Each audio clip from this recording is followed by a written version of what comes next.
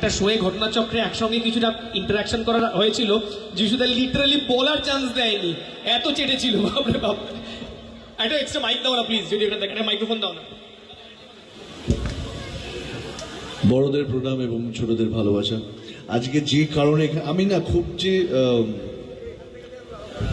মানে আপনারা হয়তো এরকম যেরকম অদিতি বললো যে আমি খুব ভালো বলতে পারি বা এ করতে পারি, প্রথমত অদিতির জন্য জোরে হাততালি দিন, কারণ আমি বিশ্বাস করতে পারছি না যে অদিতি এত কথা বলে।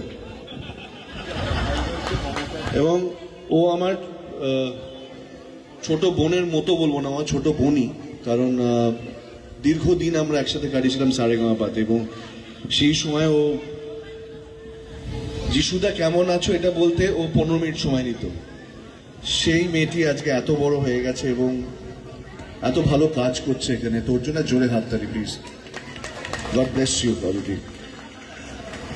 আজকে এখানে আসার আমি